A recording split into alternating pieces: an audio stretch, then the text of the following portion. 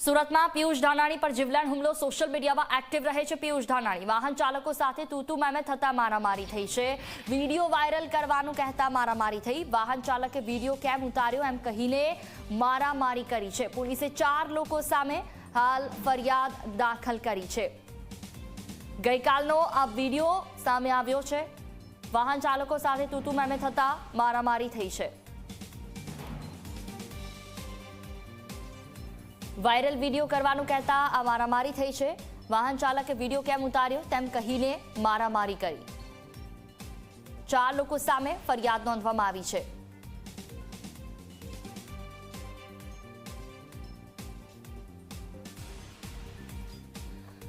વધુ માહિતી સાથે સંવાદદાતા ચેતન પટેલ સુરતથી અમારી સાથે જોડાયા છે। જી ચેતન, જે રીતે મારામારી આ કાલે થઈ જેનો વિડીયો સામે આવ્યો, જો કે જે આસપાસના લોકો હતા તેમણે વિડીયો વાયરલ કરવાની ધમકી મળતા જ આ પ્રકારનું પગલું ઉઠાવ્યું હતું। શું વિગતો, હાલ શું અપડેટ છે? 4 લોકો સામે ફરિયાદ થઈ છે।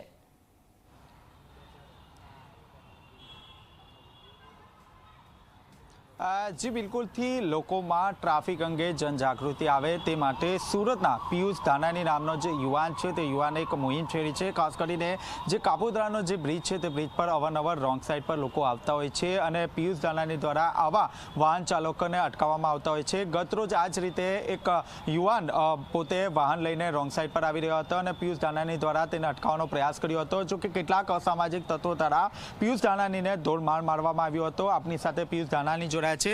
જી પિયુષભાઈ, કઈ શું બની હતી આ ઘટના? આ ઘટના એક રીતે જોવા જાય તો બિલકુલ નવી નથી, આ રોજની ઘટના છે। અને ગઈકાલે રોંગ સાઈડમાં આવતા એક વ્યક્તિને મેં અટકાવ્યો અને એમને મેં ખૂબ પ્રેમથી સમજાવ્યો, છતાં પણ એમણે જીદ કરી કે જઈશ તો રોંગ સાઈડમાં જ જઈશ અને ખૂબ સમજાવવા છતાં પણ ન સમજો। વિડીયોમાં દેખાય છે, બહુ બધા વિડીયો વાયરલ થયા છે અને અચાનક જ બાજુની એક ગલીમાંથી પરપ્રાંતીય 4 લોકો જે ઓલરેડી પકડાઈ ચૂક્યા છે, પોલીસ સ્ટાફનો, કાપોદ્રા પોલીસ સ્ટેશન અને પીઆઈનો ખૂબ સારો અદ્ભુત રિસ્પોન્સ અને સપોર્ટ રહ્યો છે અને એ લોકોએ મારા ઉપર જીવલેણ હુમલો કર્યો છે। આવનારા દિવસોમાં જોઈ લેવાની ધમકી આપી છે અને રોંગ સાઈડમાં જનાર વ્યક્તિના એ પરિચિત પણ હતા અને એ પણ ઈચ્છતા હતા કે પેલી વ્યક્તિ, પેલો બાઇક ચાલક એ રોંગ સાઈડમાં જવો જ જોઈએ, અમે પણ જોઈએ કે તું એને રોંગ સાઈડમાં કેમ નથી જવા દેતો। આ પ્રકારની આ લોકોની જીદ હતી અને મારી જીદ એવી હતી કે રોંગ સાઈડમાં હું નહીં જવા દઉં, કારણ કે રોંગ સાઈડમાં જવું એ ભયાનક છે, એ અકસ્માત સર્જનારી ઘટના છે અને રોંગ સાઈડમાં જનારો માણસ એ કોઈના કોઈ પ્રકારે હિંસક જ છે, આવું બિલકુલ એનો અર્થ થાય છે।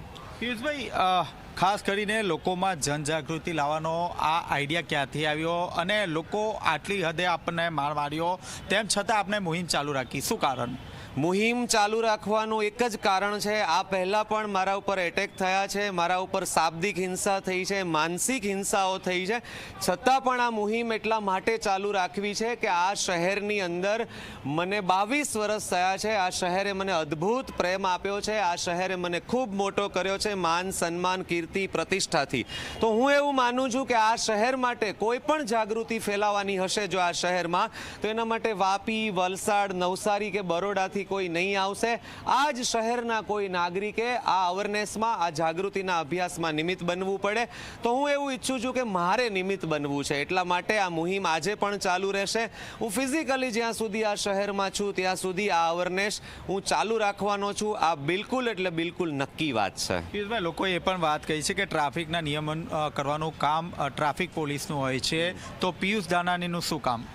ટ્રાફિક નિયમોનું પાલન કરાવવાનું કામ ટ્રાફિક વિભાગનું છે એવું લોકો જ્યારે દલીલ કરે છે ત્યારે મારે લોકોને અને આ દ્રશ્ય જોનાર કે સાંભળનાર બધાને કહેવું છે કે આ સુરત સિટીની અંદર જે પ્રમાણમાં વસ્તી છે, લાખો લોકોની વસ્તી છે, કરોડો અને અબજો રૂપિયાનું પ્રીમિયમ, જંત્રી, મકાનના વેરા, લાઇટ બિલ વગેરે વગેરે સરકારી બધા ટેક્સ વગેરે લોકો ભરે છે, પણ એ પ્રમાણમાં આ શહેરને જે સુવિધા મળવી જોઈએ ને એ સુવિધા નથી મળી અને નથી મળી।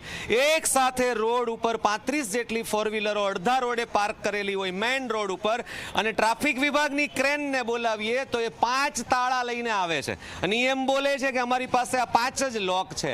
અરે લાખોની વસ્તીનું શહેર છે, લાખો 4 વ્હીલ છે અને તમારી પાસે 5 જ લોક છે આ લાખોના વિસ્તારના એરિયામાં। અને ખાસ કરીને અમારા વરાછા, પૂણાગામ, મોટા વરાછા, જગાતનાકા, કતારગામ જેવા જે સૌરાષ્ટ્રવાસીઓના એરિયા છે ને ત્યાં ટ્રાફિક વિભાગ અને સિસ્ટમનો બિલકુલ અન્યાય છે. કોઈ પણ જાતની જાગૃતતાની ટીઆરબી માંગવાના, 4 રસ્તા ઉપર માંગવાના, યોગી ચોક જેવો વિસ્તાર જે છેલ્લા 12 વર્ષથી ડેવલપ થઈ ચૂક્યો છે ત્યાં પણ ટીઆરબીઓ રવિવાર અને જાહેર રજાના દિવસે નથી હોતા અને અફડાતફડી થાય છે. આવી 1000 ઘટનાઓનો હું સાક્ષી છું. પિયુષભાઈ, એ પણ આરોપ છે કે આપે સૌરાષ્ટ્રવાસીઓને રોકેટ કહ્યા છે. મેં સૌરાષ્ટ્રવાસીઓને રોકેટ કહ્યા છે એ આરોપ બિલકુલ ખોટો છે. મેં રોંગ સાઈડમાં જનારા લોકોને રોકેટ કહ્યા છે. એ પછી ગુજરાતનો હોય, પરપ્રાંતીય હોય, કોઈ પણ પ્રદેશ કે જ્ઞાતિનો હોય, મેં રોંગ સાઈડમાં જતા લોકોને રોકેટ કહ્યા છે, કહું છું અને હજુ કહીશ. કારણ કે ફટાકડાનું જે રોકેટ હોય ને એનું કોઈ રૂલ્સ રેગ્યુલેશન ના હોય. એ સીધું આડું ત્રાસું જાય, કોઈ ખેડૂતનો ઘાસચારો સળગાવે, કોઈને હાનિ પહોંચાડે, કોઈની ફેક્ટરી સળગાવે. એવી જ રીતે રોંગ સાઈડમાં જનારો માણસ એ કોઈનું બાળક, કોઈનો યુવાન, કોઈનો પતિ, કોઈનો ભાઈ, કોઈનો પિતા છીનવી લેવા માટે જાય છે. આ ખૂબ જ નક્કી વાત છે ને આવા હજારો દાખલાઓ ઘટી ચૂક્યા છે, ઘટનાઓ ઘટી ચૂકી છે. એટલે રોંગ સાઈડમાં જનારો માણસ રોકેટ જ છે. આ બહુ ફાઇનલ વાત છે. આ સ્ટેટમેન્ટ મારે ક્યારેય બદલવાનું નથી. એ રોકેટ છે, એ કોઈ પણ હોય. તો આ હતા પિયુષ ધાનાણી, જેઓએ સ્પષ્ટપણે કહ્યું છે કે જે રોંગ સાઈડ પર જતા જે લોકો છે તે લોકોને હજી પણ ભલે તેમને આટલો માર મારવામાં આવ્યો હોય તેમ છતાં તેમને અટકાવવામાં આવશે અને જે ટ્રાફિક જનજાગૃતિની જે ઝુંબેશ છે તે તેમના દ્વારા અવિરતપણે યથાવત રહેશે. જી બિલકુલ, તમામ જાણકારી બદલ આભાર. તો જે રીતે ટ્રાફિકના નિયમોને તેને લઈને આખો વિવાદ જે ગઈકાલે સર્જાયો છે, 4 લોકો જે છે તેમના વિરુદ્ધ ફરિયાદ દાખલ કરવામાં આવી છે. વાહન ચાલક સાથે બોલાચાલી બાદ મારામારી પણ કરવામાં આવી.